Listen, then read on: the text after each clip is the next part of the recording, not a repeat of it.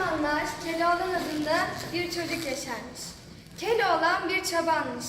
Evlilik yaşının geldiğini düşünen annesi bir gün... Sevgili oğlum, seninle konuşmak istediğim bir konu var. Gel şöyle yanı başıma. Evlilik yaşının geldiğini düşünüyorum. Senin mürvetini görmek istiyorum. Yok mu şöyle aklında uygun birisi? Tabii ki var. Ben kralın kızına aşık oldum. Evleneceğim kız kralın kızından başkası olamaz. Ah oğlum, garip oğlum. Sen bir garip çobansın. Kral sana kızını verir mi hiç? Gel sana daha uygun bir kız bulalım. Ben aslan gibi bir delikanlıyım. Karıma bakabilirim. Anlaşılan sen vazgeçmeyeceksin. Peki, gidip kraldan kızını isteyeceğim. Allah'ım sen yardım et. Keloğlan'ın annesi bakmış onunla söz geçiremiyor, saraya gidip kralla konuşmaya karar vermiş. Sarayın kapısına geldiğinde kralın muhafızları onu durdurmuş. Dur, nereye gidiyorsun? Kralla önemli bir mevzuda konuşmalıyım. Bekle, hemen krala bildireyim. Yüce kralım, dışarıda bir kadın var. Sizinle konuşmak istiyor. Getirin bakalım. Derdi neymiş anlayalım. Peki kralım. Kadın, kral seni çağırıyor. Konuşmak istiyormuş. Sevgili kralım, sizinle önemli bir mevzuda konuşmalıyım ama lütfen bana kızmayın. Nasıl söyleyeceğimi bilmiyorum. Tamam. Kızmayacağım. Söyle bakalım. Kralım, benim evlilik çağında bir oğlum var. Adı Keloğlan. Her ana gibi ben de oğlumun evlenmesini ve yuva kurmasını istiyorum. Gözü kimseleri görmüyor. Ben kralın kızıyla evleneceğim. Kral kızını bana vermeyecek de kime verecek diyor. Bir türlü vazgeçiremedim. Keloğlan haklı. O cesur bir çocuk. Kızımı onunla evlendirebilirim. Fakat bir şartım var. Ali Cengiz'in bütün hilelerini öğrenecek. Gerçekten mi? Çok teşekkür ederim kralım. Bunu hemen Keloğlan'a bildireceğim. Keloğlan, Keloğlan, tamam. Kral sana kızını verecek. Ancak bir şartı var. Ali Cengiz'in hilelerini öğrenmeni istiyor. Tamam, gidip öğrenip geleceğim. Allah'a emanet ol oğlum. Kasabada Ali Cengiz adında bir adam yaşarmış. Bütün bir hilelerini bilirmiş. Onun hilelerini öğrenmek isteyen bir kişi ona her gün için bir altın vermek zorundaymış. 40 günün sonunda Ali Cengiz'in hilelerini öğrenen kişiyi öldürürmüş. Çünkü Ali Cengiz hilelerin kimse tarafından bilinmesini istemezmiş. Keloğlan bunları bildiği halde Ali Cengiz'in evine gitmiş. Allah'ım ora. Gel bakalım Keloğlan. Merhaba Ali Cengiz. Merhaba Keloğlan, nasılsın? İyiyim, sen nasılsın? İyiyim, teşekkür ederim. Ali Cengiz, ben senin bütün o hilelerini öğrenmek istiyorum. Olur, tabi. Tüm dersler 40 gün sürer. Her gün için bir altın isterim. Var mı o kadar para?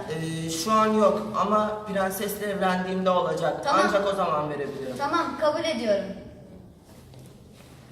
Ali Cengiz'in bütün hilelerini öğrettiği 39. günde Keloğlan nasılsın, iyi misin? İyiyim, sen nasılsın? Ben de. Keloğlan, sana ben bir şey söyleyeceğim. Sen bir çocuğa benziyorsun. Ali Cengiz ile öğrendin mi diye sorduğunda, hayır öğrenmeyeceğiz diyeceksin. Çünkü Ali Cengiz ile öğrenenleri öldürüyor. Teşekkür ederim.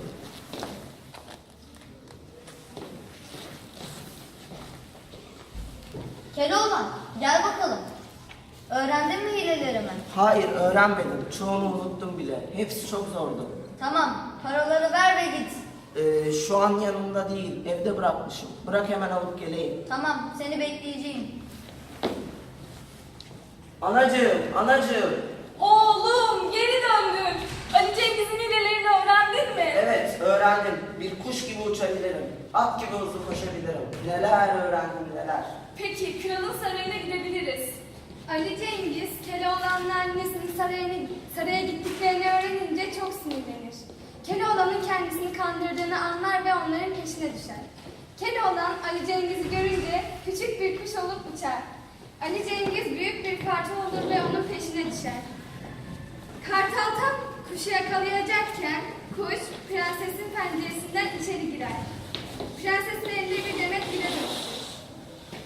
Ali Cengiz muhafızlara gidip onu krala götürmelerini ister. Kralım, sizinle önemli mevzu. Dur, bekle. Nereye gidiyorsun? Bırak, kralla konuşmam lazım. Konuşamazsın. Şu an müsait değil. Bunu sen istedin. Sersemlet. Kralım, bir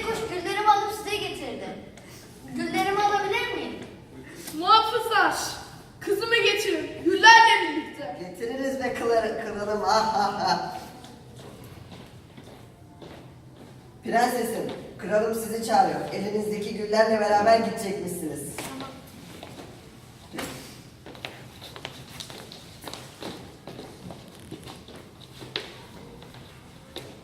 Kızım, gülleri sahibine vermelisin.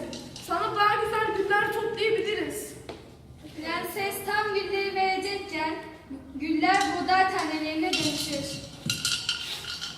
Ali Cengiz bir tavuk olur ve buğday tanelerini yemeye başlar. Buğdaylar bir anda tilkiye dönüşür ve Ali Cengiz'i yer. Sonra tekrar Keloğlan'a dönüşür. Ve saraydaki herkes çok şaşkındır.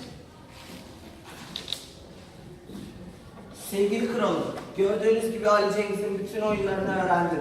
Bu hileleri benden başka kimse bilmiyor. Ben bu hileleri insanlara yardım etmek için kullanacağım. Sevgili kralım, kızını bana verecek misin? Kızım, sen de istiyor musun? Siz nasıl isterseniz. O zaman verdim gitti. Umarım mutlu olursunuz. Çok teşekkürler kralım. Keloğlan'la prenses evlenirler ve bir ömür boyu mutlu olurlar.